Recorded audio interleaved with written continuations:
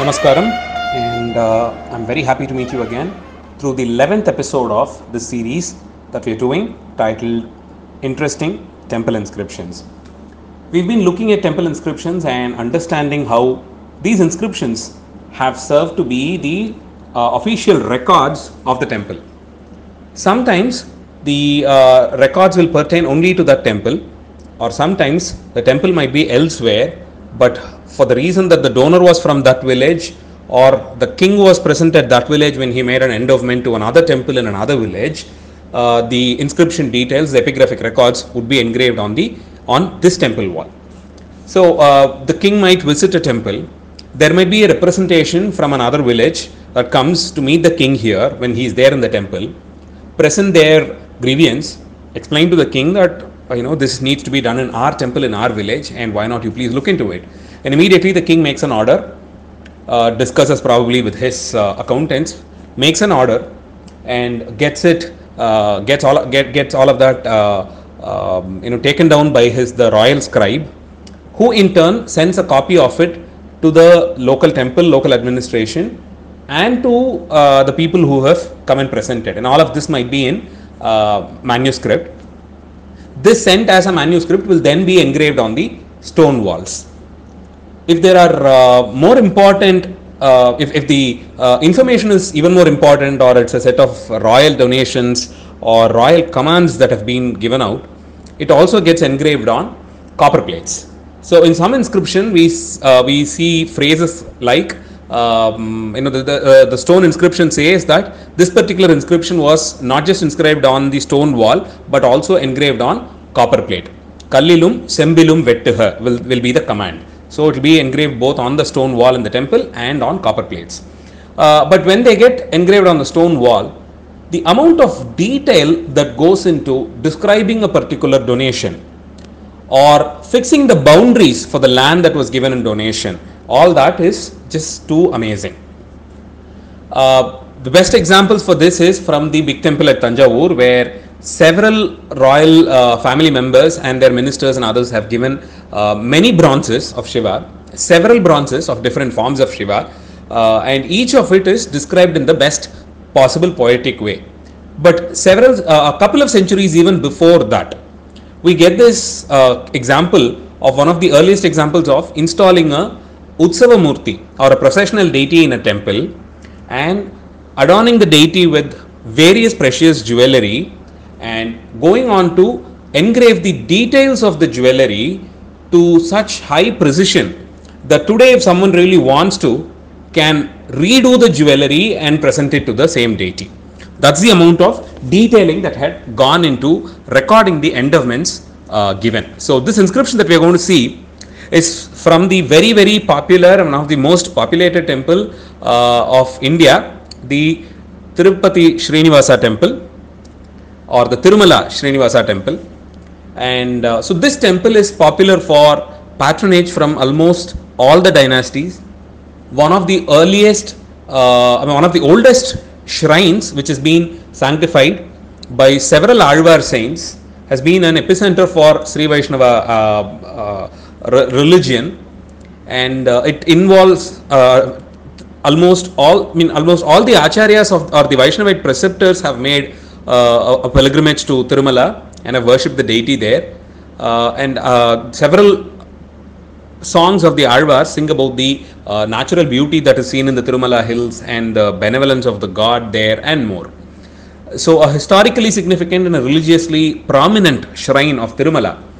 Of course the deity, we never get into even trying to understand the date of the Moola Murti, even going by the style of sculpting and all that. We generally don't do it. So that is, he has been there since time immemorial. But the bronze icons, the murtis that are taken out in procession, each temple will have several of them, and a close study of it will reveal to us how ancient the murti is. In that case, I'm not sure how many of us would have gotten a chance to stand in to have a darshan for a considerable amount of time to make a note of all the murtis inside the main shrine. But if you notice the paintings of the Moola Murti done by Sri Silpi, there will be a very small silver colored bronze icon kept very close to the holy feet of the Moolamurti. So that's there in the painting of Tirupati Srinivasa Perumal done by Tirumala Srinivasa Perumal done by Sri Silpi sir, and you cannot miss that icon. He is called as Kolu Srinivasa Murti, and going by the temple records, that Murti enjoys the daily rituals first, and even the Harati and all that is performed first to that Murti. And he is brought out every day to attend the Koluvu, or the court, the royal court, wherein the temple income and expenditures are, the previous day's income and expenditures are read out by the temple accountants in front of this deity. Now he is an important Murti, and he is completely made out of silver, and this probably is the original processional deity installed in the temple, or probably the first ever processional deity installed in the temple of Tirumala. Thankfully, a very detailed inscription gives us the details about this Murti, the date on which he was installed, the patrons who got the Murti installed there, and more importantly, the exquisite set of jewellery given to adorn the deity, starting from his crown all the way up to the anklets, and the pedestal on which he is to be kept, and the prabhai that goes that's fixed on the rear side of the deity. So all of this is given in a very important inscription. And to me personally, a couple of names that we should all remember when we go to Tirumala is from this inscription. Well, this inscription is from the 14th year of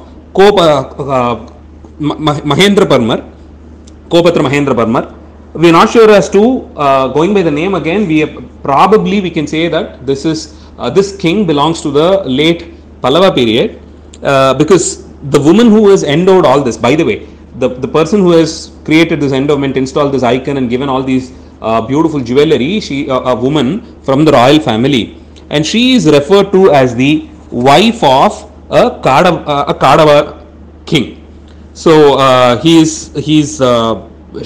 name is Samavai, and she is the Perundevi, or the queen of Shakti Vidangan, a Kadava king. So the Kadavas are that's another name of the Pallava clan. So Shakti Vidangan is the name of the king who comes in that lineage, and Samavai is the name of his queen.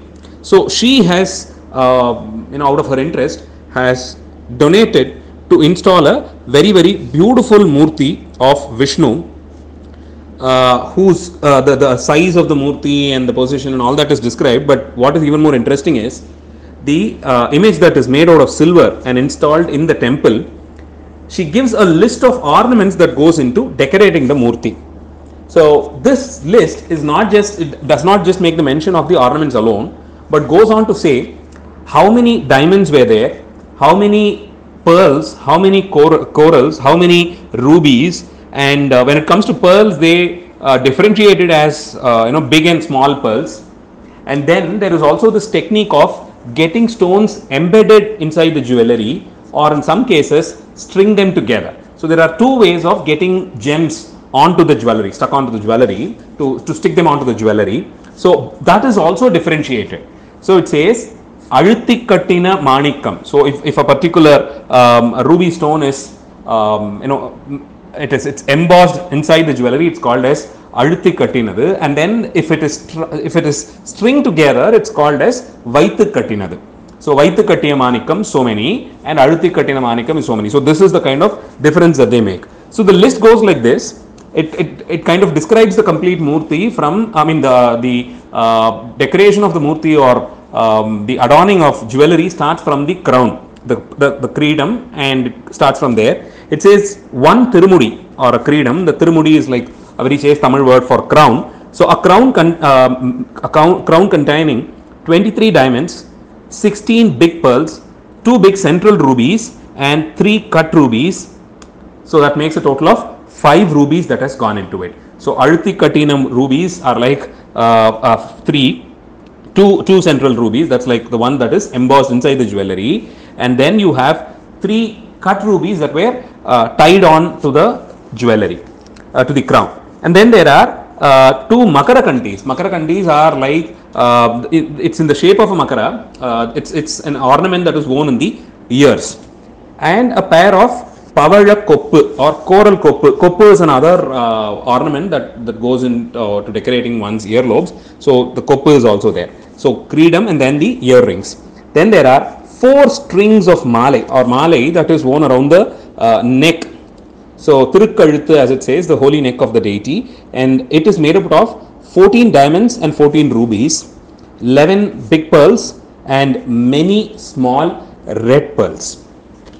So when it cannot be actually counted, they just say pala or many that goes into it, and then there is one belt or an udarabandham that is made out of gold, and then there is a thiruarai pattikai or a girdle which is made out of 4 rubies. 2 bahu valayams. Bahu valayams are worn on the arms of the deity, and that's like the vanki. So the bahu valayam, there are 2 bahu valayams made out of gold, 4 bracelets that goes into the 4 arms of the deity, set with 2 cut rubies each, 4 valayals.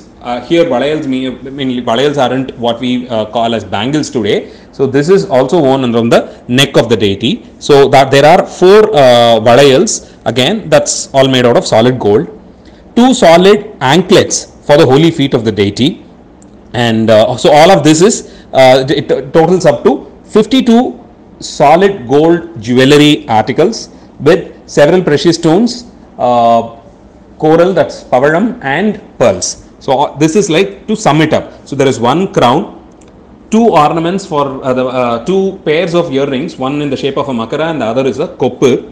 Then 4 stringed diamond and ruby necklace that is worn around the neck of the deity, and then there is 1 udarabandham or a belt, and then 1 girdle which is the Thiruvarai Pattikai made out of 4 rubies.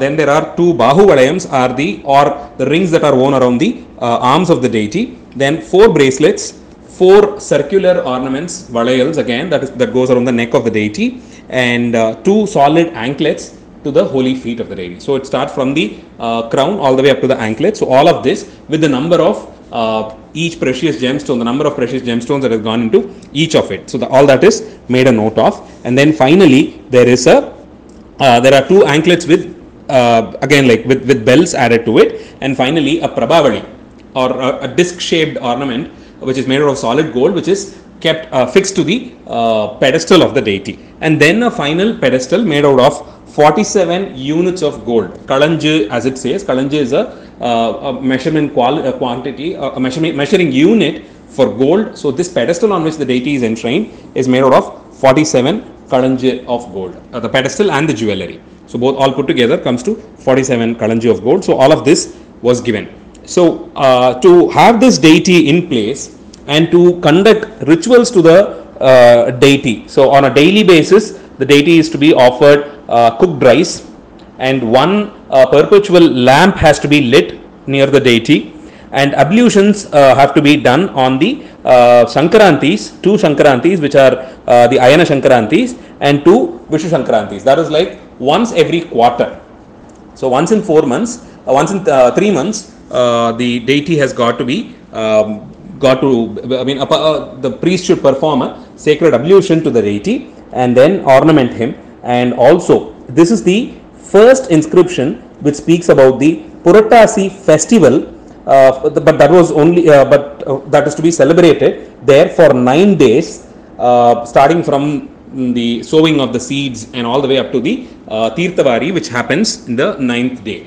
So the first reference to the Puratasi festival that happens with so much gala today starts from the inscription of Samavai, which is from the 14th regional year of certain Kopatra Mahendra Parmar, and this woman is the queen of Shakti Vidangan, who is from the Kadapatiyar or the Kadava Danti Shakti Vidangan, who is from the Kadava lineage.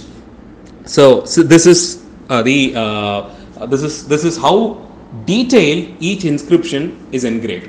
I wanted to cover this inscription in particular, though there are several other inscriptions which speaks about the jewelry and the dimensions for the murtis that were given, the height, the breadth and all that. This one is special because this is this is one of the earliest and complete inscriptions that is seen in Thirumalai.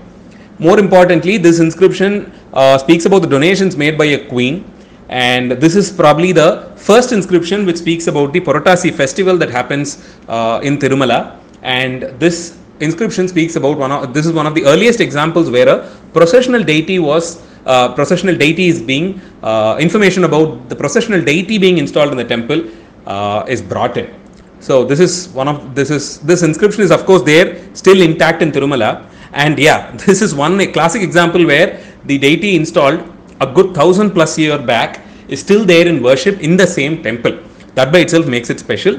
So considering all these special features, I thought this inscription would be a good choice for the day. So tomorrow again I'll meet you with yet another equally interesting inscription. Till then, thank you. Bye.